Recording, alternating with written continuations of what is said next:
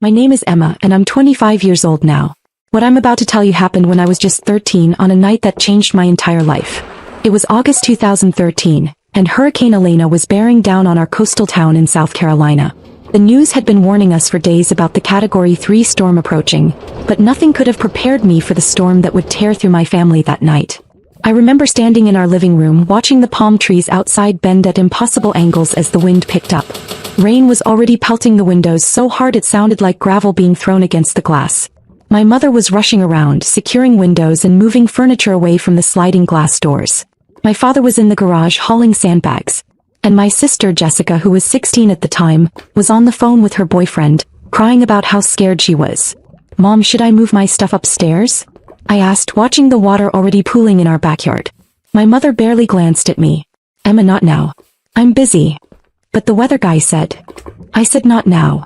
That's when Jessica came running down the stairs, her face blotchy from crying. Mom, I can't sleep in my room. The window is making that horrible whistling sound and the tree branch is scraping the glass. I'm terrified." My mother immediately dropped what she was doing and wrapped her arms around my sister. "Oh honey, of course. We'll figure something out. You shouldn't have to be scared in your own home." I watched this exchange, feeling the familiar ache in my chest that I'd felt countless times before. Jessica was the golden child. Jessica was the one who mattered. Jessica's comfort, Jessica's feelings, Jessica's everything always came first. "She can sleep in my room," I offered, trying to be helpful. "I'll take her room for tonight." My father walked in from the garage just as I said this, soaking wet from the rain. "Nobody's switching rooms," he said firmly. "Jessica needs her own space. She's preparing for her SATs and she needs her study materials around her." "But Dad, the hurricane," I started. "Emma, enough," my mother snapped. "Your sister is going through a difficult time. Her boyfriend might be moving away next year and she's stressed about college applications. She needs stability right now." I felt my face flush with confusion and hurt. "But where will she sleep if not in her room or mine?" That's when my parents exchanged a look. It was a look I'd seen before, a look that always preceded something bad for me. My mother turned to me with an expression that was somehow both apologetic and determined. "Emma, you're going to need to give Jessica your room for a while." I blinked. "What? Where will I sleep?" "We'll set something up in the garage," my father said, not meeting my eyes. "Just temporarily until the storm passes and we can figure out a more permanent solution." The garage. I couldn't believe what I was hearing. "Dad, there's a hurricane coming. The garage floods every time it rains hard." "Don't be dramatic," my mother said sharply. "We'll put your mattress on cinder blocks. You'll be fine for a few nights." But I wasn't being dramatic. I was being realistic. Our garage had flooded 3 times in the past 2 years during regular rainstorms. During a hurricane, it would be a swimming pool. "Please," I begged, feeling tears starting to form. "I'll sleep on the couch. I'll sleep in the hallway. Just don't make me sleep in the garage during a hurricane." Jessica looked uncomfortable for a moment, but then my mother's hand on her shoulder seemed to remind her of her position in the family hierarchy. "Emma, stop being selfish. Your sister needs this." Over the next hour, as the wind howled louder and the rain intensified, I watched my father move my mattress, my clothes, and my few possessions into the garage. He set the mattress on 4 cinder blocks, which raised it maybe 8 inches off the concrete floor.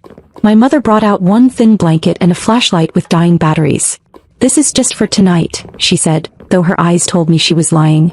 "Tomorrow we'll figure something better out." By 8 p.m. the hurricane was in full force. The power had gone out and I could hear things crashing and banging outside. Water was already seeping under the garage door, creating a growing puddle that was slowly spreading across the floor. I sat on my mattress, hugging my knees, trying not to cry as I listened to my family inside the house. I could hear them talking and laughing in the living room. My father had set up the camping lanterns and they were probably playing cards or board games to pass the time like we usually did during storms. Except this time I wasn't included. Around 9 p.m. the water in the garage was already 3 inches deep. It was lapping at the cinder blocks and I knew it would reach the mattress soon. I was cold, wet, and terrified. Every crack of thunder made me jump. Every time the wind slammed something against the garage door, I was sure it would come crashing in. I tried the door that connected the garage to the house. It was locked from the inside. I knocked. Softly at first, then harder. "Mom? Dad? The water's getting really high out here." No answer. Either they couldn't hear me over the storm, or they were choosing not to hear me. I knocked again, this time pounding with my fist. "Please. The garage is flooding." Still nothing. The water reached the mattress. I stood on it, balancing on the soggy surface and tried to call out louder. Dad, the water's on the mattress now. Please let me in. Finally I heard footsteps. The door opened a crack and my father's face appeared, backlit by the warm glow of the camping lanterns. Behind him I could see my mother and Jessica sitting comfortably on the couch, wrapped in blankets. Emma, stop making such a fuss, he said, his voice hard. You're fine. Just deal with it. But Dad, I'm standing in water. The mattress is soaked. I'm freezing. Your sister needs her space, he shouted, and for the first time in my life, I saw something in my father's eyes that scared me. It wasn't just annoyance or frustration. It was anger. Real anger. Directed at me, his 13-year-old daughter, for daring to complain about being locked in a flooding garage during a Category 3 hurricane. But your sister comes first, he bellowed. She has always come first and she always will. Now stop bothering us and figure it out yourself. He slammed the door in my face. I heard the lock click. I stood there in the dark, in the water that was now up to my ankles, listening to my own father tell me that my sister, who was 3 years older than me and perfectly capable of handling some noise, mattered more than my safety. That her comfort was worth more than my life. That's when something broke inside me. Not loudly, not dramatically, but quietly and completely. The last thread of hope that my parents loved me, that they valued me, that I mattered to them at all. It snapped. I was shaking, but not from cold anymore. I was shaking from a rage and hurt so profound that I didn't know what to do with it. I was 13 years old and my parents had just shown me exactly what I was worth to them. Less than my sister's preference for which room she slept in during a storm. The water was up to my shins now. The garage door was rattling violently. I knew I had to do something or I might actually die out here. Not because of the hurricane, but because my parents had decided my sister's temporary comfort was worth more than my safety. I tried the door to the house one more time. Locked. I tried the garage door opener, but the power was out. The manual release cord was underwater somewhere. I was trapped. That's when I remembered my Uncle Robert. Uncle Robert was my father's younger brother, and he lived about 30 minutes away. He and my father had some kind of falling out years ago. I never knew the details, but they barely spoke. Uncle Robert had never married, had no kids of his own, and the few times I'd met him at family gatherings, he'd always been kind to me. He'd asked me about school, remembered my birthday, treated me like I mattered. I had his phone number in my cell phone because he'd given it to me last Christmas and told me, if you ever need anything, kiddo, you call me. Doesn't matter what time, doesn't matter what it is. You call. With shaking hands, I pulled my phone out of my pocket. By some miracle, it still had battery. By another miracle, I still had 1 bar of signal. I called Uncle Robert. He answered on the second ring. Hello. Uncle Robert? My voice came out as a sob. It's Emma.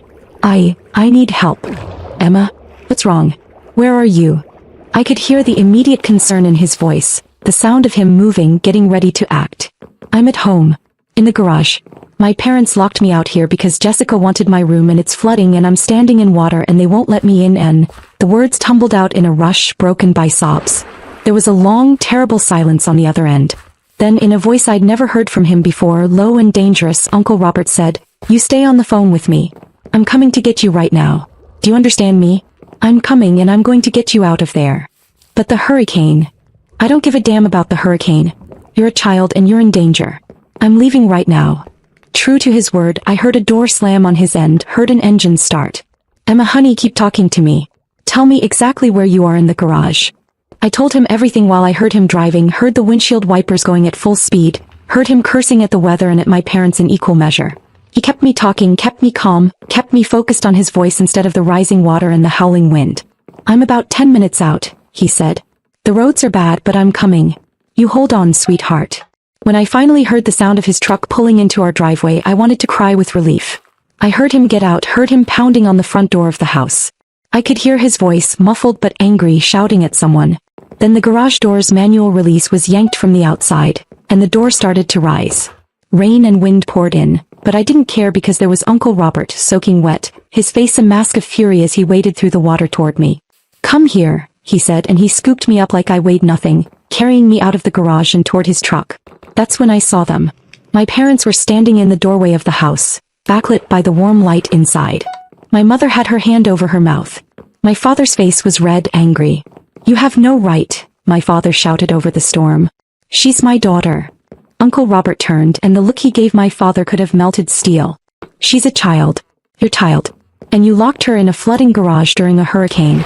He was shaking with rage, still holding me against his chest. "What is wrong with you?" "She was fine. She was being dramatic," my mother called out, but even she looked uncertain now. "She's standing in a foot of water, Jennifer. She's been out here for hours." She called me terrified because her own parents wouldn't let her in the house. Uncle Robert took a step toward them and I felt his whole body vibrating with anger. "You could have killed her. For what? So Jessica could have a quieter room." Jessica appeared behind our parents, her face pale. For a moment she looked guilty, but then my mother pulled her close, protective.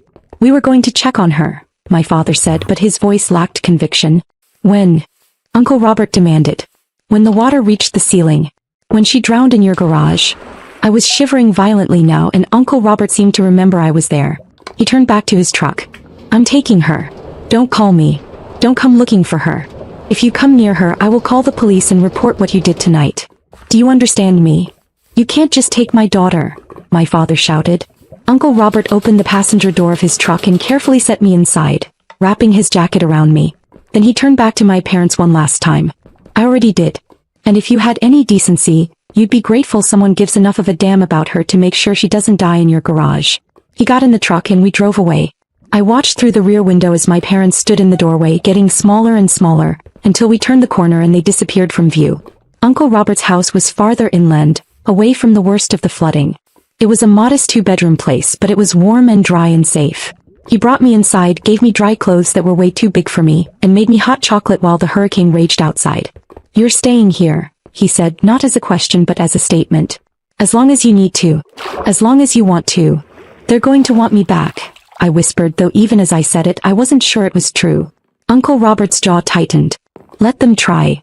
Then his expression softened and he sat down across from me at his kitchen table. "Emma, what happened tonight? That wasn't okay. That was never okay.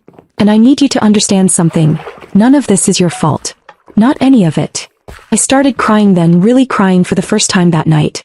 All the fear and hurt and confusion poured out of me, and Uncle Robert just sat there letting me cry, occasionally reaching over to squeeze my hand.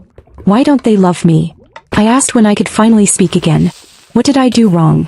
"Nothing," Uncle Robert said fiercely. "You did nothing wrong.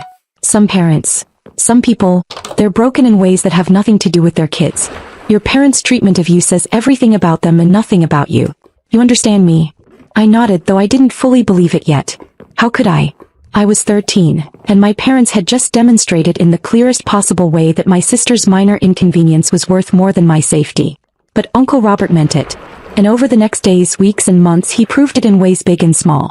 My parents did try to get me back. 3 days after the hurricane, when the roads were clear, they showed up at Uncle Robert's house. My father was blustering about rights and kidnapping. My mother was crying, saying they'd made a mistake, that they were worried sick. But I wouldn't come out of my room. I couldn't. Every time I thought about going back to that house, I remembered standing in that garage, pounding on the door, begging to be let in while my father told me my sister came first. Uncle Robert handled them. I heard raised voices, heard my father threatening legal action. But Uncle Robert had taken pictures of the flooded garage that night, had a record of my phone call to him, and had already consulted with a lawyer. He made it clear that if they pushed this, he would push back, and what happened that night would become public record. They left without me. Jessica called me once 2 weeks later. "Emma, Mom and Dad are really upset. When are you coming home?" "I'm not," I said quietly. "Don't be ridiculous. You're 13. You can't just decide to live somewhere else." "Why didn't you say anything?" I asked. "That night when Dad was moving my stuff to the garage, when you could hear me knocking and calling for help, why didn't you say anything?" There was a long silence. Then, "It wasn't my fault. I didn't know it would flood that badly. But you knew I was out there. You heard me. And you didn't care. You're being dramatic." I hung up. She didn't call again. Uncle Robert became my legal guardian through a process I didn't fully understand at the time. There were court dates and lawyers and social workers. My parents fought it initially, but not very hard. I think part of them was relieved to not have to deal with me anymore. I was the daughter who didn't fit their narrative, who didn't perform the way Jessica did, who required actual thought and care instead of just being easy. So they let me go. And Uncle Robert took me in, not as an obligation but as a joy. He enrolled me in a new school closer to his house. He learned how to braid hair by watching YouTube videos so he could help me in the mornings. He came to every parent-teacher conference, every school play, every band concert. He taught me how to change a tire, how to manage money, how to stand up for myself. More than that, he taught me what unconditional love looked like. It looked like driving through a hurricane to save someone. It looked like patient encouragement when I struggled with algebra. It looked like sitting up with me until 2 a.m. when I couldn't sleep because of nightmares about being trapped in that garage. "You're going to do amazing things, Emma," he would tell me. "You're smart and strong and kind. Don't let anyone ever make you believe otherwise." And slowly, painfully, I started to believe him. I threw myself into school. Partly because I genuinely loved learning, but partly because I wanted to prove something. To my parents, to myself, to the world. I wanted to prove that I was worth more than they'd valued me. That throwing me away had been their loss, not mine. I made honor roll every semester. I joined the debate team. I volunteered at the local animal shelter. I started a coding club at my high school. I was elected student council president my junior year. And all the while, Uncle Robert was there, proud of every achievement, big or small. "That's my girl," he'd say, and I'd feel a warmth in my chest that I'd never felt with my parents. When it came time to apply for colleges, Uncle Robert and I spent hours researching schools and scholarships. He made it clear that money wasn't an issue. He'd find a way to pay for wherever I wanted to go, but I was determined to earn as much scholarship money as possible. I didn't want anyone to ever say I'd gotten where I was going because of handouts. I got into MIT with a full academic scholarship. The day the acceptance letter came, Uncle Robert cried. He actually cried, tears streaming down his face as he hugged me tight. "I knew you could do it. I always knew." My parents found out somehow. My mother called me for the first time in 4 years. "Emma, we heard about MIT. That's wonderful, honey. We're so proud of you." The casual tone, as if the past 4 years hadn't happened, as if she had any right to claim pride in my accomplishments, made my blood boil. "Don't," I said coldly. "You don't get to be proud of me. You didn't raise me. You threw me away in a flooding garage because Jessica wanted my room. Uncle Robert raised me. He gets to be proud. You get nothing." "Emma, we made a mistake." "You made a choice," I corrected. "Over and over again you made choices that told me exactly what I was worth to you. Don't call again." I hung up and blocked the number. At MIT I thrived. I majored in computer science and economics, double majoring because apparently I enjoyed torturing myself with workload. I did internships at tech companies in the summers. I made friends, real friends who valued me for who I was. I even dated a little, though relationships were hard when you had trust issues the size of a hurricane. Uncle Robert came to visit me every few months, always bringing care packages and dad jokes. "How are you doing, kiddo?" he'd ask, and I'd tell him everything, the good, the bad, the overwhelming. He listened to it all with the same patient attention he'd always shown me. "I'm proud of you, you know," he said during one visit my sophomore year. "Not just because of your grades or your internships. I'm proud of the person you've become. You're kind despite everything that happened to you. You're strong without being hard. You turned pain into purpose." I learned from the best, I told him, and I meant it. During my senior year, Uncle Robert's health started declining. He'd always been healthy, active, but he started having trouble breathing. Tests revealed advanced lung cancer. He'd been a smoker in his younger years, and now it was catching up with him. I wanted to leave school to come home and take care of him, but he refused. "You have 1 semester left. You finish. I'll still be here when you graduate." He was but barely. I could see how much weight he'd lost, how hard it was for him to breathe. But he came to my graduation, oxygen tank and all, and he cheered louder than anyone when my name was called. "MIT graduate," he said afterward, holding both my hands in his thin ones. "Emma Chin, MIT graduate. Damn, I'm lucky I got to see this." "Uncle Robert. I need to tell you something," he interrupted, his voice serious. "I've been updating my will. When I'm gone, everything goes to you. The house, my savings, my investments. All of it." "I don't want to talk about this," I said, tears already forming. "We have to," he insisted gently. "Emma, I want you to know that you gave my life meaning. Before you, I was just going through the motions. But raising you, watching you grow, being part of your life, that was the best thing I ever did. You made me matter. You always mattered," I choked out. "So did you," he said. "I just wish your parents had been smart enough to see it." He died 3 months later, peacefully in his sleep. I was there holding his hand, telling him about my new job offer from a tech company in Boston. I think he heard me. I hope he did. The funeral was small, just me, a few of his friends, and some distant relatives I barely knew. I stood at the front, delivering the eulogy, talking about the man who had saved my life in every way a person could be saved. And that's when they showed up. My parents. And Jessica. They slipped into the back row during my speech and I saw them. My mother, older now, her hair grayer. My father, still stern-faced. Jessica, now 28, dressed in expensive clothes that screamed success. I faltered for a moment, my voice catching. But then I remembered everything Uncle Robert had taught me about strength and self-worth, and I finished the eulogy without acknowledging their presence. After the service, they approached me at the reception. My mother tried to hug me, but I stepped back. "Emma," she said, her eyes wet with tears. "We're so sorry for your loss. Robert was a good man." "He was the best man," I corrected. "He was the only parent I ever had that mattered." My father's face reddened. "That's not fair. We tried. You locked me in a flooding garage during a hurricane," I said flatly, my voice low enough that only they could hear. "Because Jessica wanted my room. You told me she came first. You chose her comfort over my safety, over my life. So no, you didn't try. You gave up. You threw me away. And Uncle Robert picked me up. We made a mistake," my mother whispered. "We know that now. We've regretted it every day since." "Good," I said simply. "You should." Jessica stepped forward, her expression a mix of guilt and defensiveness. "Emma, it's been 12 years. Don't you think it's time to move past this? Family should forgive family." I looked at her, this woman who used to be my sister, who I'd once looked up to despite everything. "You knew I was out there that night. You heard me knocking. You heard me crying. And you did nothing because it benefited you. That's who you are, Jessica. That's who you've always been.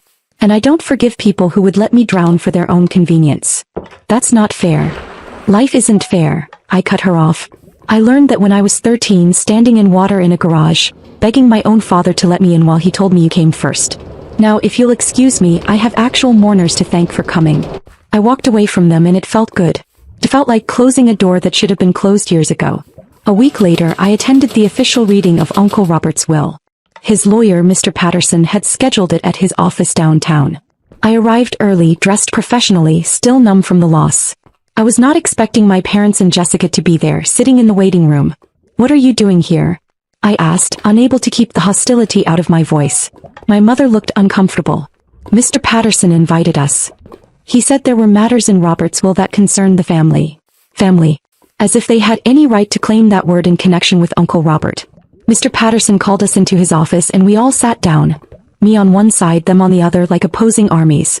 The lawyer was an older gentleman with kind eyes who had known Uncle Robert for years. "Thank you all for coming," he began. "I'll get straight to the point. Robert Chin left a very specific will with very specific instructions." He opened a folder and pulled out several documents. "First, to Emma Chin, Robert leaves his entire estate.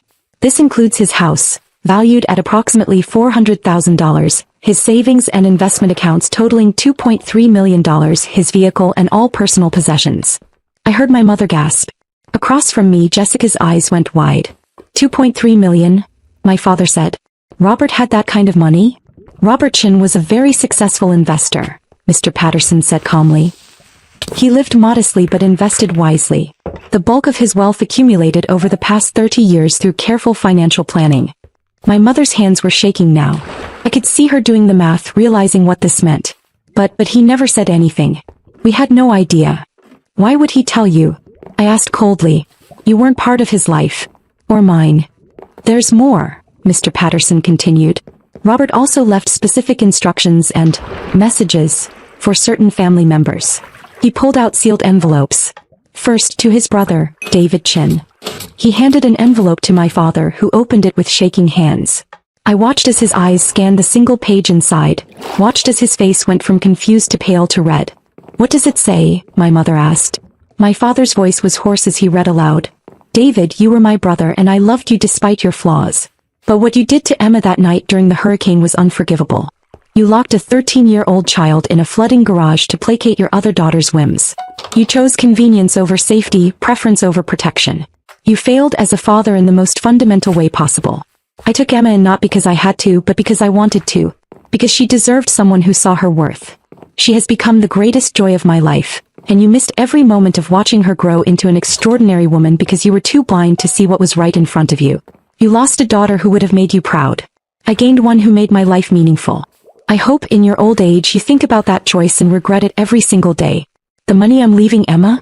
That's 12 years of child support you never paid, invested and grown. You gave me your daughter. I gave her a future. We are not even." The silence in the room was deafening. My mother was crying now, her hands over her mouth. My father's face was ashen, the letter crumpled in his fist. "There's one for you as well, Jennifer," Mr. Patterson said gently, handing my mother an envelope. Her hands shook so badly she could barely open it. When she did, her voice broke as she read. "Jennifer, you stood by and watched your husband endanger your child. You made excuses. You prioritized one daughter's comfort over the other daughter's life. That is not a mistake. That is a choice. Emma needed a mother that night and every night after, and you failed her. I became her family because you abdicated your role. She graduated MIT with honors. She has a promising career. She is kind and brilliant and strong. And you know none of this firsthand because you threw her away. Live with that. Jessica had gone very pale. Is there one for me? Mr. Patterson nodded and handed her an envelope. She read it silently, but I saw tears streaming down her face. When she finished, she looked at me with an expression of such guilt and sorrow that I almost felt sorry for her. Almost. What did it say? I asked, my voice hard. She swallowed hard. It says, Jessica, your sister was locked out in a hurricane so you could have her room. You heard her crying for help and did nothing. You benefited from her removal and never questioned it. You got the parents' attention, the resources, the support that should have been shared. You built your success on the foundation of Emma's exclusion. I hope you understand that every achievement you celebrate, Emma earned twice over with half the support. She is twice the person you are with half the advantages you had. That is who your sister is. And you will never know her because you never deserved her. The room was silent except for my mother's quiet sobbing. Mr. Patterson cleared his throat. Robert also left a final message for Emma, to be read aloud in front of everyone present. He handed me an envelope with my name on it in Uncle Robert's handwriting. My hands were steady as I opened it, my eyes filling with tears as I saw his familiar scrawl one last time. My dearest Emma, I read aloud, my voice thick with emotion. If you're reading this, I'm gone, and I hope you know that my last thoughts were of you and how grateful I was for every day we had together. You were not just my ward or my responsibility, you were my daughter in every way that mattered. I never had children of my own, but I got to raise you, and that was the greatest privilege of my life. I paused, wiping my eyes, aware of my parents watching me. I'm leaving you everything because you deserve it, but also because I want you to understand your worth. You are worth $2.3 million. You are worth a house and a future and security. But more than that, you are worth love and care and protection. All the things you should have received from your birth family and didn't. Don't let anyone ever make you feel less than worthy again. Not your parents, not your sister, not anyone. My voice broke, but I forced myself to continue. To your parents, I say this in front of you. Emma is the best thing you ever created, and you threw her away for nothing. You traded a daughter who would have loved you unconditionally for the convenience of not having to tell your other daughter no. That is your loss, not hers. He doesn't need you. She never did after that night. But you need to know what you lost so that you live the rest of your lives with that knowledge. I looked up at my parents. My mother was openly weeping now. My father's eyes were wet, his jaw clenched. Jessica looked like she wanted to disappear. Finally, I continued, my voice stronger now. Emma, my darling girl, you are going to do incredible things with your life. You already have. This money is just a tool to help you do more. Buy a house. Start a company. Donate to causes you believe in. Live a big, full, beautiful life. And every time your parents see or hear about your success, they'll know that they had nothing to do with it. They'll know they were wrong about you. They'll know what they lost. That is its own kind of justice. I love you, kiddo. I always will. Make me proud, though you already have. Uncle Robert. I finished reading and carefully folded the letter, tucking it back into the envelope. When I looked up, I saw my mother staring at me with an expression of such profound regret that it would have been satisfying if it wasn't so pointless. Emma, she whispered. You what? I asked, my voice calm now, steady. You're sorry? You made a mistake? You wish you could go back? She nodded frantically. Yes, all of that. Emma, if we could just... No, I said simply. No second chances. No reconciliation. No family reunions. You made your choice 12 years ago and I've made mine now. You taught me that I'm worth less than Jessica's convenience. Uncle Robert taught me that I'm worth $2.3 million and a lifetime of unconditional love. I'm going with his assessment. But we're your parents, my father said, finding his voice. No, I corrected. You're the people who created me. Uncle Robert was my parent. He's the one who raised me, who sacrificed for me, who loved me. You're just strangers who share my DNA. That's not fair, Jessica said, her voice small. We were young. We didn't understand. You were 16, I interrupted. Old enough to know that locking someone out during a hurricane was dangerous. Old enough to say something. Old enough to care. You just didn't because it benefited you not to. That's not youth. That's character. I stood up, gathering my things. Mr. Patterson, thank you for handling this. Please send all the paperwork to my address. I assume I'll need to sign some things.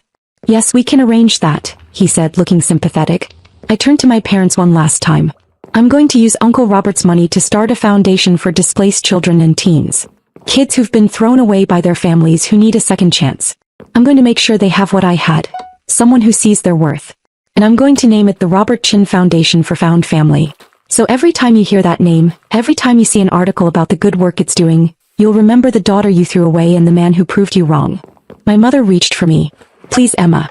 Don't do this. We can fix this. There's nothing to fix, I said, stepping back. You broke something 12 years ago that can't be repaired.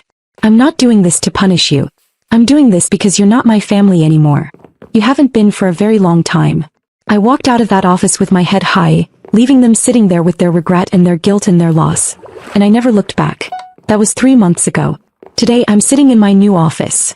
The one I bought with part of Uncle Robert's money, finalizing the paperwork for the Robert Chin Foundation. We've already helped 7 teenagers find safe homes and access to education. We've paid for 3 kids to go to college. We've provided therapy and support and, most importantly, the message that they matter. My parents have tried to contact me 47 times. Calls, emails, text messages, even a letter delivered through their lawyer. I've ignored all of it. Jessica has tried as well, sending long messages about how sorry she is, how much she regrets everything, how she wants to be sisters again. I delete them without reading past the first line. Some people might say I'm being cruel, that I should forgive them, that family is family. But those people weren't locked in a flooding garage at 13 years old while their father screamed that their sister came first. Those people didn't spend their entire childhood being told through actions, if not words, that they were less valuable, less loved, less worthy. I learned from Uncle Robert that family isn't about blood. It's about who shows up for you. It's about who drives through hurricanes to save you. It's about who sits with you through nightmares and celebrates your victories and loves you unconditionally. My parents weren't that. Uncle Robert was. And now, with his money and his legacy, I'm going to make sure other kids know they're worth saving too. Because every child locked out in the cold deserves someone to open the door. Every kid dismissed and devalued deserves someone to see their worth. Every daughter or son thrown away deserves to know they matter. Uncle Robert taught me that. And now I'm going to spend the rest of my life teaching it to others. My name is Emma Chin. I'm 25 years old. I'm worth $2.3 million, but I learned from the best that my real worth has nothing to do with money. It has everything to do with the love I received from the man who became my real father. The one who proved that family is a choice, not an obligation. And I choose to honor his memory by being that person for someone else. That's the best revenge I could ever have. If you enjoyed this story, drop a comment and let me know where you're watching from. Your support means everything.